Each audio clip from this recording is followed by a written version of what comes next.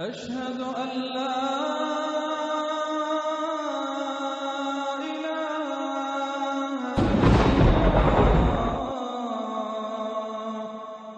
أشهد أن لا إله إلا الله أشهد أن محمدًا رسول الله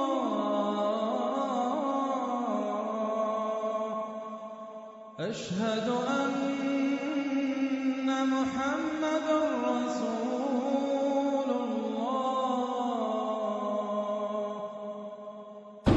حي على الصلاة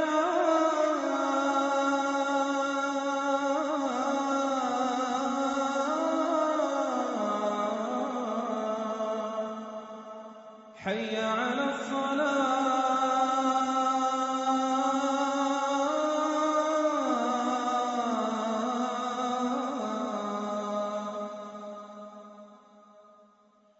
حي على الفلاح.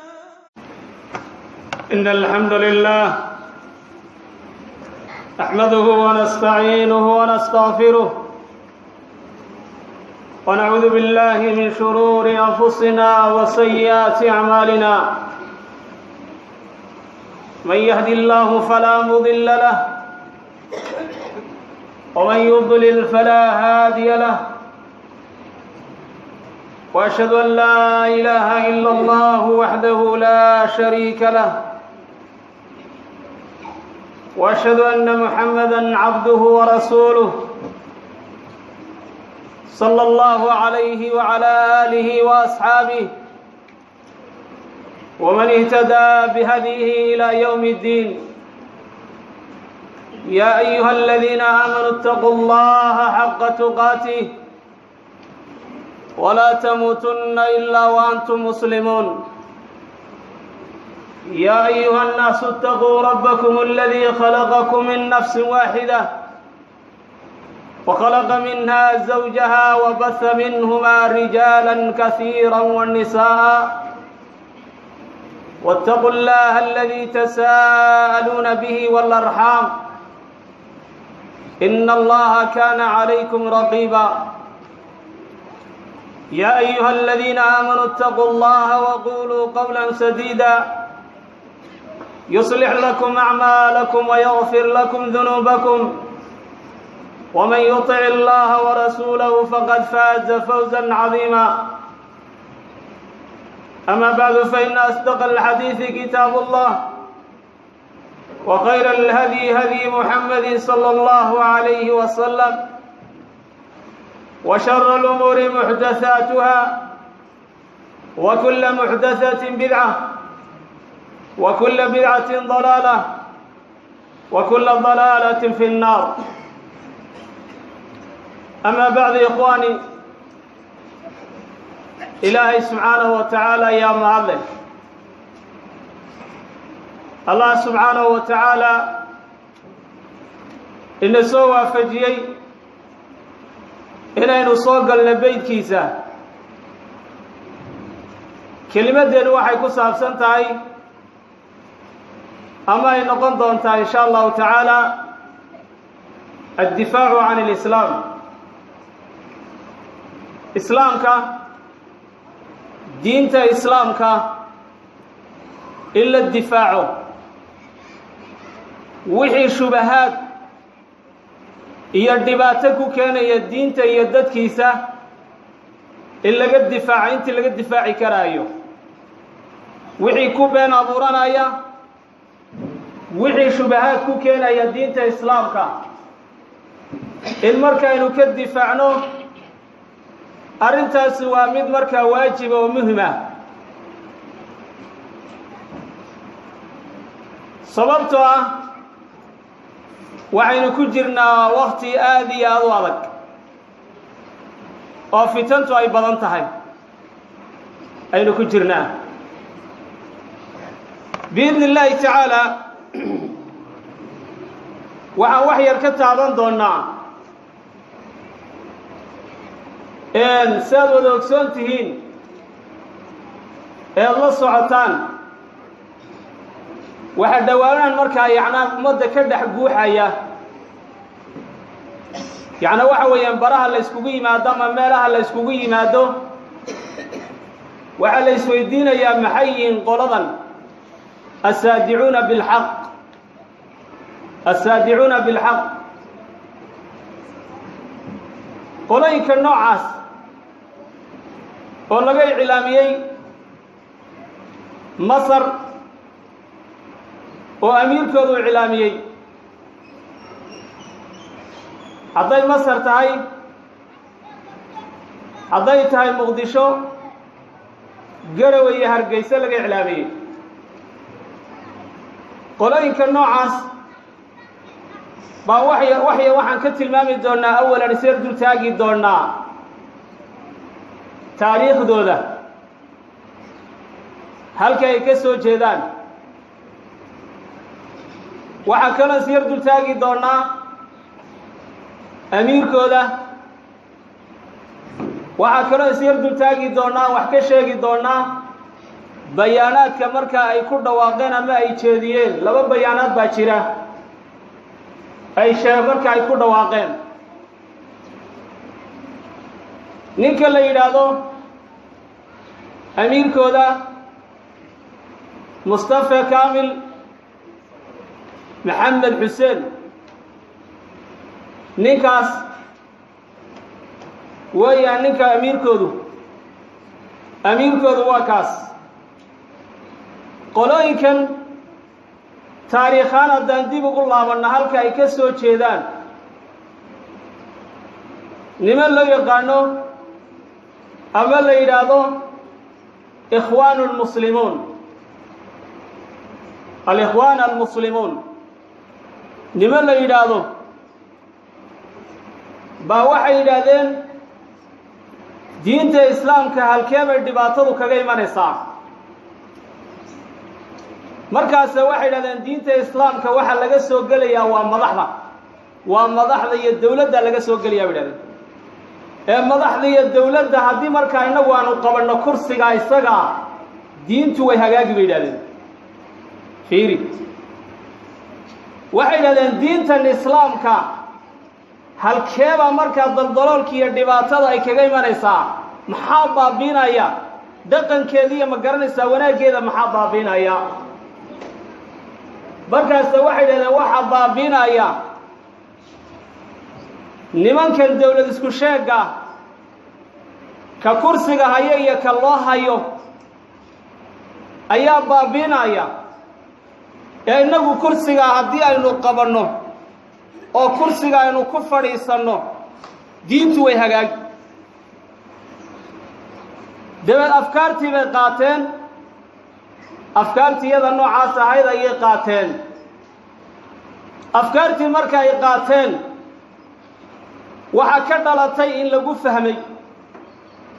dabad arrinka inay u socdaan inay yacni dawladda baabiyaan iyo madaxdeeda ay kursiga ay la wareegaan arrintii iyada baa fashilantay kadib nimankii ikhwaanul muslimiin waa la xidhxidhay jeelka lagu guro xabsiga lagu guray xabsiga ayaa lagu guray xabsigii marka la wada dhigay jeelka la dhigay sidaa laguma daynina waxaa haddana ku dhacay nimankii in la cadaadiyo oo la garaaco oo dhibaato badan jeelka dhexdeeda lagu gaadhsiiyo markaas waxay yidhahdeen waa nimanka sida noo dhibaya annagoo diinta islaamka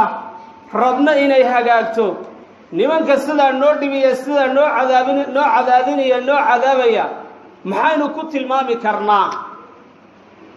maxaynu odhan karnaa ma islaam baynu ku tilmaami karnaa mise islaam maaha markaas waxay qaateen fikir ah dadka sidaa noo dhibaya islaam maaha dadka sidaa noo dhibaya noocaasi islaam maaha bay yidhahdeen waa gaalo weeyaan bay yidhahdeen waa jeelka dhexdiisa dabadeed taariikhdu markay ahayd waxaa la xidhay 1956 kii baa jeelka lagu guray 1956 maxaan ku dhahday 65 markay taariikhdu ayaa la wada xidhay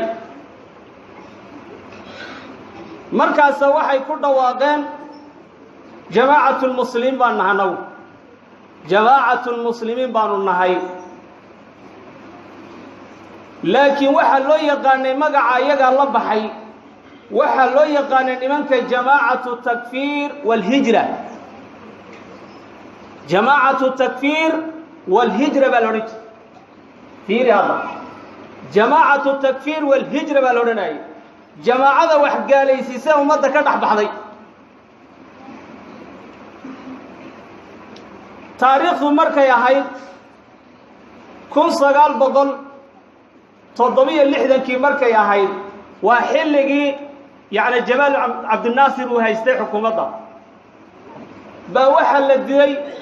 sanad kadib markii la wada xidhay taariikhdu markay ahayd waxa la xidhay 1965 baa la xidhay waxa la dilay taariikhdu markay ahayd 1967 kii markay taariikhdu ahayd ayaa waxa la dilay ninkii la oran jiray Sayyid Qutb baa la dilay kadib nimankii waxay yiraahdeen dadka sida noo cadaadinaya islaam maaha waxay ku dhawaaqeen oo iclaamiyeen gaalo xukuumaddu inay tahay gaalo bulshadu inay gaalo yihiin ba ku dhawaaqeen waxay yiraahdeen madaxweynaha iyo maaragtay dadka uu maamulo ee ku qanacsan xukunkiisa waa gaalo bay yiraahdeen taas ay iclaamiyeen ku dhawaaqeen dabadeed ra'iiskuna wuxuu ahaa ama madaxoodu wuxuu ahaa ninka la yiraahdo Sheekh Ali Ismaaciil ba amiiruha waqtiga iyada waxa la yiraahdaa magaciisa Sheekh Ali Ismaaciil ayaa markaa amiiru ahaa Sheekh Ali Ismaaciil waxa weeye fikradiyada ahayd uu ka laabtay uu ka noqday fikradiyada ahayd in bulshadu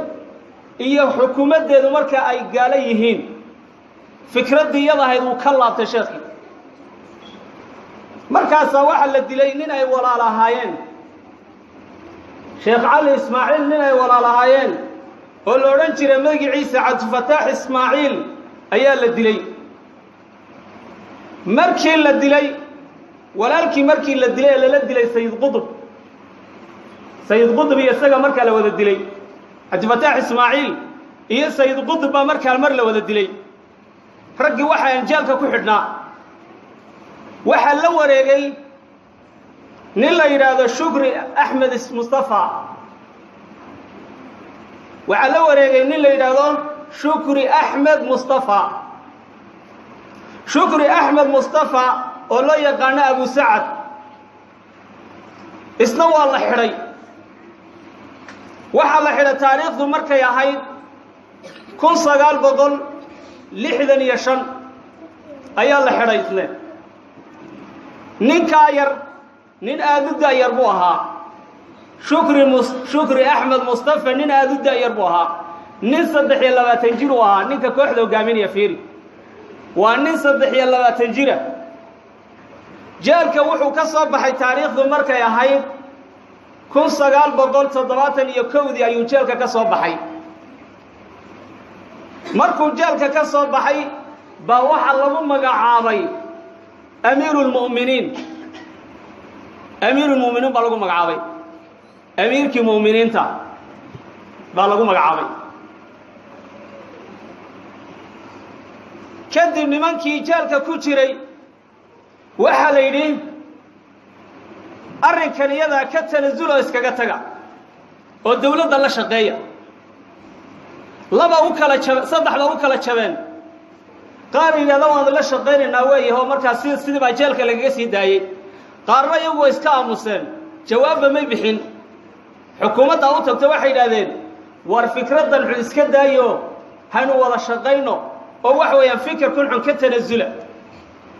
qaar iyaga kamida waxay dhahaan waanu ka tanaasulnay waanu iskaga tagnay xukuumaddii bay qaateen ama taladoodii iyo amarkoodii sidii baa jeelka lagaga sii daayey oo jeelka ay kaga baxeen qolaa markaa iyaguna waxa weeye may jawaabin qolo iyaga kamida may jawaabin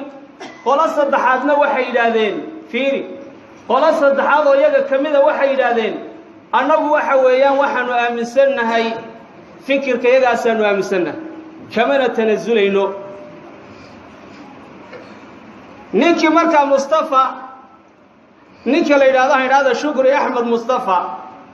markii jeelka uu ka soo baxay baa waxaa la yidhaha amiirulmu'miniin baa lagu magacaabay fiiri dabeed waxaa la dilay wuu abaabulay horta kooxdii buu abaabulay jamacaadkii buu abaabulay nidaam buu u sameeyey hadda wuxuu ka noqday hormuud waa nin 23 jira oo aqoon lahayn oo aqoon ku filan maanta aan lahayn bal aqoon diin iyo markaa ma lihin laakiin wuxuu ka soo baxay kulliyatu maarata ziraaca ama zaraaca ayuu ka soo baxay ka qalin jabiyay shahaadadaas uu haystay laakiin shahaadad diiniya ama markaa maxaan ku raday diiniya ama shariica muun haysanin kadib baa waxa la dilay wasiirkii awqaaftii iyo diinta ee Masar ayaa la dilay si qarsoodiya loo dilay markaas waxa lagu tuhmay shukri axmed mustafa iyo kooxdiisa lagu tuhmay oo la yiri ka dilay amiirka maxaan ku raday wasiirka deed waxa weeyaan shukri axmed mustafa waxa lagu xukumay isagii 6 nin oo kale dil baa lagu xukumay dil tuhum baa markaas soo galay oo waxa la ninka wasiirka ayaga dilay deed waa la soo qabtay jeelka la keenay waxa lagu xukumay dil waxa la dilay yaani dilka waxa lagu xukumay marka taariikhdu ahayd 1977 baa lagu xukumay waxa la dilay oo dilkaasi u dhacay xukunkiisu taariikhdu markay ahayd 1987 yaani aan idhaahdo 87 markii taariikhdu ahayd ayaa markaa la dilay waa inankii yaraa 23 jirka ahaa ee la oranayay magaciisa shukri axmed mustafa haddaba taasi waa guud ahaan waa taariikh guud ahaan goorma ayay Soomaaliya ka bilaabmay haddaba Soomaaliya goorma ka bilaabatay kooxdan haddaan u soo daadegno xilliga Soomaaliya ay ka bilaabmeen waxa lagu tilmaamaa taqriiban 1987 meelahaas lagu tilmaamaa Soomaaliya marka ay ka bilaabmayeen baa waxay noqdeen iyaga laftooda laba kooxood oo kala jabeen laba kooxood bay noqdeen koox iyagu waxa weeyaan de buuraha iyo maarata duuraha iska galay oo iska kaluumaysanaya oo waxay leeyihiin muslimiinta yaani dadka bulshada ka aaminay in waxa weeyaan weelashooda ay xaraam yihiin masaajidadooda ay kaniisada yihiin xoolahooda marka la cuni karin waxooda dhan waa xaraam yahay markaas ay ka dhaxbaxeen bulshadii bay ka dhaxbaxeen waa adkaysan waayeen marka arintiyada ahayd markaas ay waxay warsadan kuma noolaan karnee waxa aynu aaminsanahay qalbigan aanu ka haysano oo qalbigan waanu ka nacno oo bal bulshada aanu iskaga dhex jirno qalbigan baynu ka nacaynaa sidoo marka ku soo noqdeen qaarna iyagu way cadaysteen oo waxay yiraahdeen lagama yaabo inaan dadka la noolaano dad kufaara oo gaala ah waxa weeyaan oo diin lahayn lama noolaan karayno labada kooxood bay kala noqdeen kooxda marka cadaysata waxa kamida kooxda amiirka uu yahay ninka la yiraahdo Sheekh Maxamuud Nuur oo qarda jooga oo la garanaysan qarda ninka la yiraahdo Sheekh Maxamuud Nuur kooxdaasi waa kooxda iyadoo cadaysata warkoodu waa cad yahay wuxuuna u dajiyay marka manhaj la yiraahdo duruus fi manhaji haraka duruus fi manhaji haraka yudajiyay dabad waxa weeyaan kooxdii marka laba kooxood bay kala noqdeen koox iyagu maaragtay cadaystay iyo koox marka qarsatay kooxda qarsatay cidina ma taqaano Allahumma bahda culimada ama maaragtay dadka culimada baa ka garanaya laakiin dadka caamadu ma garanayaan intooda badan waxa la yiraahdaa qolada marka iyagu qalbiga ku haysta waxa la yiraahdaa takfiiru jawi baa la yiraahdaa takfiiru jawi baa magacooda la yiraahdaa culimada ma garan karto bahda culimadu ma garan kartaa laakiin cid kale ma garan karaan dadka caamadi ma garan karaan tooda badan qolada waxa la yiraahdaa takfiiru jawi baa la yiraahdaa takfiiru jawi baa la yiraahdaa waxana marka amiiru sheekh la yiraahdo sheekh Cabdiqaadir Maxamuud hadda maxaa ku xigi doona marxalada koobaad waxa weeyaan waa marxalada imika ay ku dhawaaqeen oo ah xaq ayanu ku dhawaaqaynaa goorma ay ku dhawaaqeen waa 40 sano kadib baa lagu dhawaaqay hadda waxa isweydiin leh 40 ka sano xagee ku noolaayeen ma isweydiisan idinku 40 ka xagee ku noolaayeen 40 ka waa naga niri waa qoladan dadka ku dhax qarsoon oo tiri yacni hadda awood ma lihin waxa weeyaan waxayna qalbiganu ku haysano qalbigaynu ku haysan kadib waxa la gaaray marxaladii la yiri fasda' bima tu'mar la hawla wala quwwata fasda' bima tu'mar wa a'rid 'ala al-mushrikeen bala taagayada wakaas saas ugu dhaqo ila 40 jir bay taagayin yaana marka aad fiirisaan nimanka waad wada aragteen baan maanayaa cidii daawatay nin yaana 40 ka yari kuma jiro hal nin oo 40 ka yari kuma jiro ama waa garcade ama waa garcase dhammaan waxa meesha la soo dhigay kule waxaanu iclaaminaynaa xaqa hal nin oo garmado kuma jiro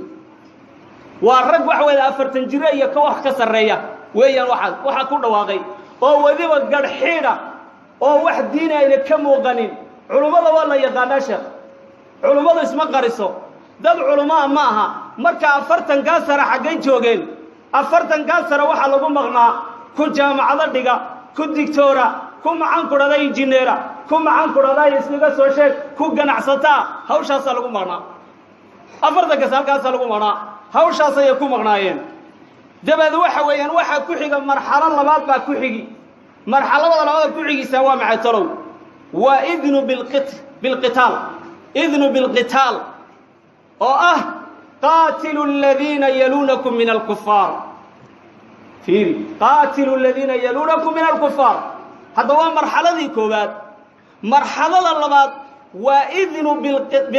bilqat idnu bilqat oo ilaahay subhanahu wa ta'ala aayada wili qatilu alladhina yalunakum min alkuffar yaana kuwa idin soo xigay gaalada la dagaalama de waxa weeyaan maxaan ku dhaday gaal Mareykan jooga la dagaalami maayo taarta iyadoo gaal Mareykan jooga la dagaalami maayo ee waxa weeyaan yalunakum min alkuffar adiga ay ugu dhawo gaal weeyaan adiga ay ugu sokeeyo gaal adiga laga bilaabi qatilu alladhina yalunakum min alkuffar adiga ay ugu dhawo gaal adiga laga bilaabi tayib hadaba ninka amiirkooda wax yar adan ka tilmaamno ninkaasi wuxuu ku dhashay Qaahira ninka la yiraahdo Mustafa Kamil Muhammad Hussein wuxuu ku dhashay magaalada Qaahira taariikhdu markay ahayd 1936 hadaba imsajir baad marinaysaa dhowr iyo 80 baan marinaya Soomaa hadaba 80 oo dhaaf wuxuu dhashay taariikhdu markay ahayd 1936 ayuu dhashay hadaba 80 iyo zayd wuxuna markaas macallin ka ahaa jaamacadda yaana maartay loo yaqaano umul qura ee caamka buu macallin ka ahaa maxaan ku dhaday 25 sano ayuu macallin ka ahaa jaamacadaas 25 sano macallin ka ahaa wuxuuna dhigi jiray kulliyatu dacwa dabadeed waxa weeyaan ninkaas wuxuu qaatay ama uu soo galay jamaacatul muslimiin ikhwaanul muslimiin ka ayuu soo dhaxgalay isagoo 16 jira wa amiirka maanta ku dhawaaqay isagoo 16 jira ayuu ikhwaanul muslimiin markaa soo dhaxgalay ikhwaanul muslimiin markuu soo dhaxgalay baa waxa lagu xukumay isna 10 sano oo xariga lagu xukumay 10 sano xariga ayaa lagu xukumay 10kii sano xariga lagu xukumay jeelka dhaxdiisa wuxuu kula kulmay ninkii la oranayay Sayyid Qutb ayuu jeelka kula kulmay Sayyid Qutb markaa wax ka bartay macallin buu ahaa halkaas oo andana fikradii uu ka sii zaayideysay ka sii kororsaday jeelkii buu ka soo baxay markaa taariikhdu markay ahayd jeelkii buu ka soo baxay jeelkii markuu ka soo baxay yaani waxa weeyaan taariikhdu markay ahayd 1900 لحدن يلبا ayuu ka soo baxay mar labaad baan dana jeelka lagu cali mar labaad baa dib loo xidhay 7 sano lagu xukumay dana xadhiga 7 sano xadhiga lagu xukumay wuxuu ka soo baxay taariikhdu markay ahayd 1971 ayuu ka soo baxay markaas ayuu aasaasay fikirkan yada markay taariikhdu ahayd 1971 ayuu fikirkan aasaasay fikirka wuxuu aasaasay taariikhdu markay ahayd aan iraado 1973 taas waxa weeyaan waa taariikhdii marka amiirkooda bal bayaanaadkooda dib aan ugu noqono bayaanaadkooda waxa kamid ah ay ku dhawaaqeen nimankaasi nu'lin نعلن للجميع أننا جماعة من المسلمين وحن وغيسيرنا دمان وحن وغيسيرنا ددوينها ملكستا اي جوغان أنه جماعة من المسلمين بيلنا أنها جماعة أما كوح كميض المسلمين هذا المسلمين كلا جروغو مركز سيدا إليهين مسلمين كلا جره مركز ورنا محايل هذين جماعة المسلمين بكل واقعين ما أنتنا وحي إليهين نعلن للجميع أننا جماعة من المسلمين بتاقين وحنو قدسين أن الدمان أنه أنها كوح كميضة مسلمين تكميضة بيان كذا الله بعضه في رصدا وحيدا نحن جماعة من المسلمين لله سبحانه وتعالى نحن جماعة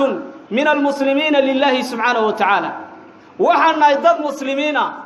ضد مسلمين النهي لله سبحانه وتعالى إلهي درتب المركة إسلام النهي آيات كلا دليشنا يا وحا كميض والله يابكله يا قومنا أجيبوا داعي الله وآمنوا به يغفر لكم من ذنوبكم ويجيركم من عذاب أليم آيات كسل الدليشنا يا وحلالي هاي يعني يا قومنا تلقيوا أجيبوا داعي الله داعي إلهي أجيبه الرعى مركا وحي لينا نبو حنا يدد داعية مركا وحا لنا مسلمين تدك وحانو لنا هاي تدك وحانو لنا هاي يعني وحا ويا مسلمين صور رعان ها أجيبان يا قومنا أجيبوا داعي الله يا قومنا أجيبوا داعي الله بتاعي وايد وحا كلا للدليشنا يا ولقد بعثنا في كل أمة رسولا أن اعبدوا الله وحا كلا للدليشنا يا أوفير صلاة هذا بلاغ للناس ولينظر به آيات كاسة للدليشنية هذا بلاغ للناس آيات كاسة للدليشنية مركا وحويان إن إعلامات بيان كودوا كاس نمان كان نوع عاسا وحويان رنتي تاريخ ذولا إن هايسا ومهم وي أوذو قاتو قفك خير دونكي وحا لغايا باين وكوكت سومو سوو خير رادين ايا إن مركا ميرحونا يكاقشو مركا نمان كاسوا نمان نوع عاسا إن شاء الله تعالى وعن اسكدين دونا بل الدلدة أي ودليشنيان إن جماع الله السمايو أميرنا الله السمايو كيو حكومة دي الدولة دي أي جوكتو إن شاء الله تعالى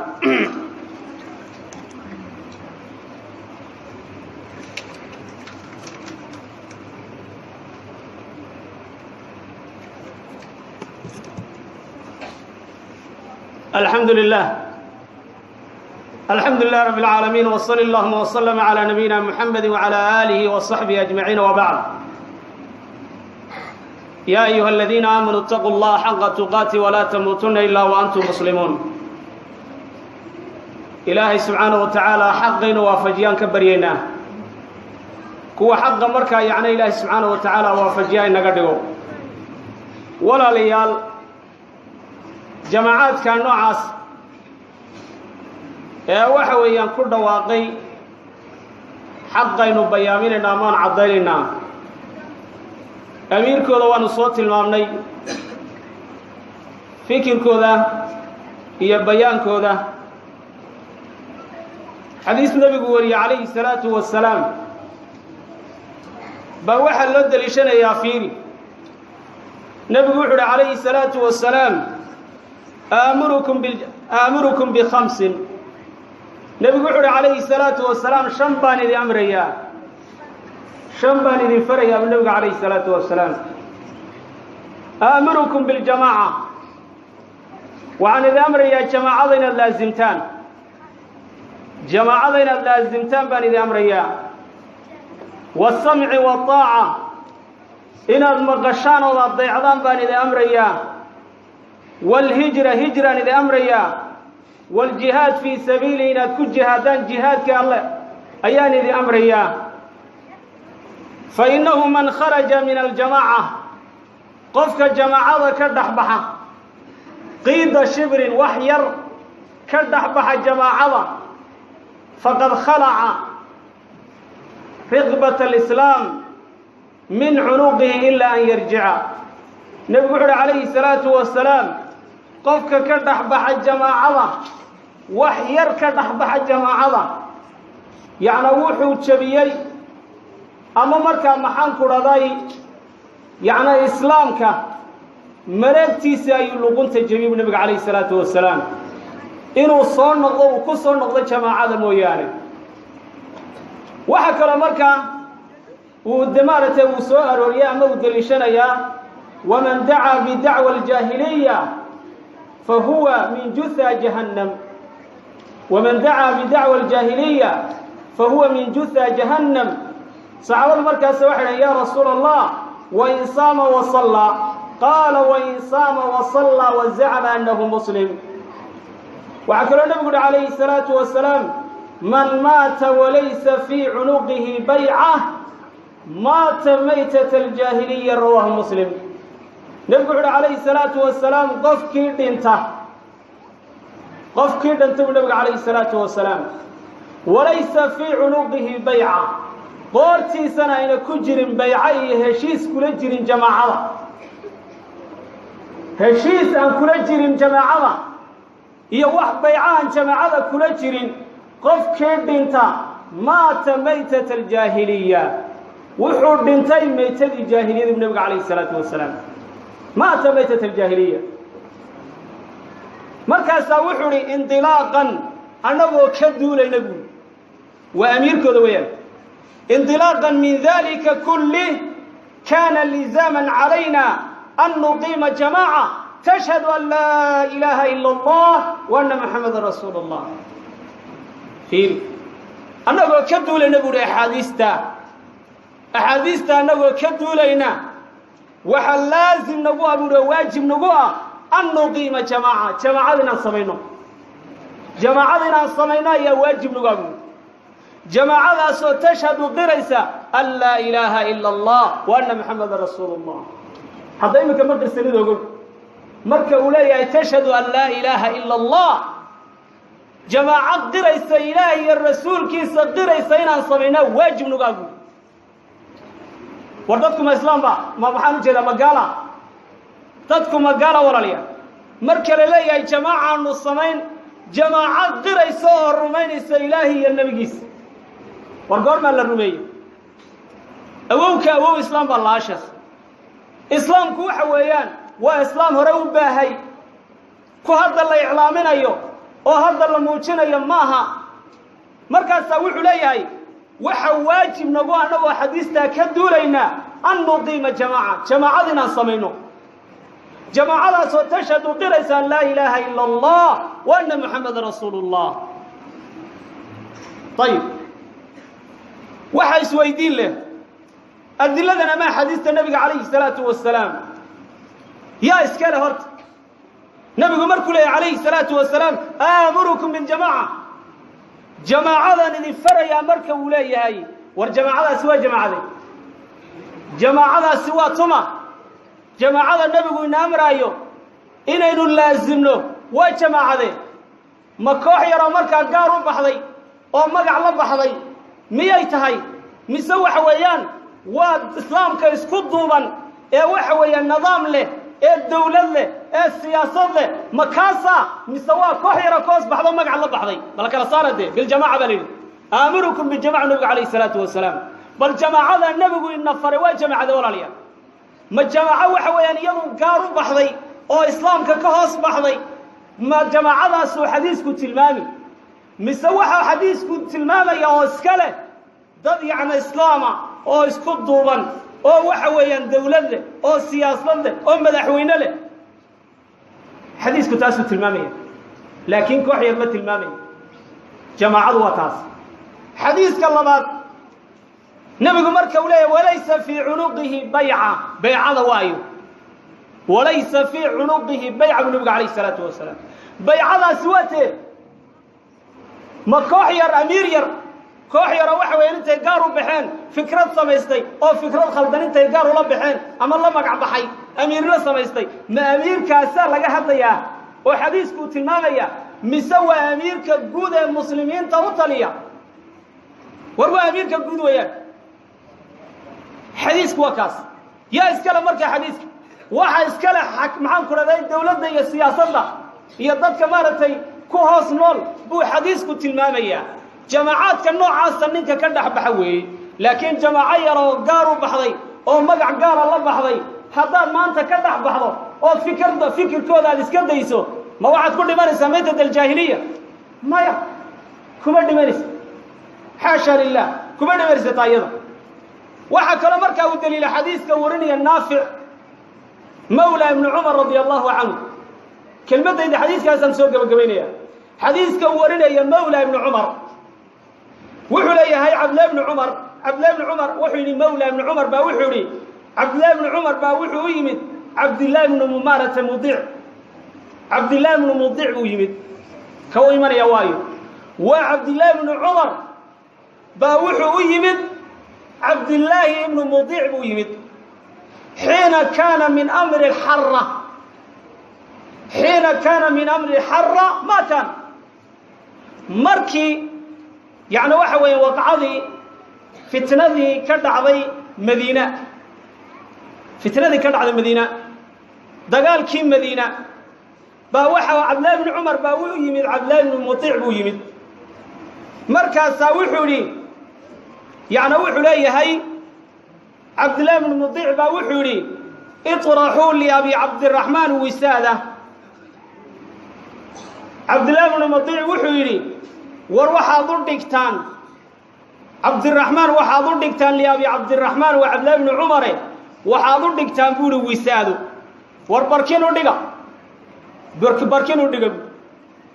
عبد الله بن عمر وحوري إني لم آتيك لأجلس عبد الله بن مطيع كوغماني منين إنان فريسته كوغماني من بوري محاضر تمت آتيتك وعن كوغيمت لأحدثك حديثا إلى الحديث كغورم أما حديث عن كل شيء حديثنا عن كل شيء مركا كوغيمت سمعت رسول الله صلى الله عليه وسلم يقوله حديث كان النبي صلى الله عليه وسلم كم غلب وحلي عبد الله بن عمر عبد الله بن مطيع وكوغيمت لنا فريسته لكن وحن كوغيمت إنان كوشيغو حديث نبي كان كمغل عليه الصلاة والسلام مركز ساوحوري رسول كان مغلب يرسغوله من خلع يدا من طاعة لقي الله يوم القيامة لا حجة له ومن مات وليس في عنقه بيعة مات ميتة الجاهلية وحلي عبد الله بن عمر رسول كان مغلب يرسغوله من خلع يدا من طاعة qofkii ka hoos baxa amiirkiis waa amiirka guud weeye oo daacadiisa ka hoos baxa ilaahay buu maalinta qiyaamaha la kulmi wax xujo isagoo lahayn rabbi buu la kulmi maalinta qiyaamaha isagoo wax xujo aan lahayn qolkaas nabigu wuxuu waman maata qofkii dhinta walaysa fi unuqihi bay'a isagoo waxa weeye luquntiisa wax bay'ayna ku jirin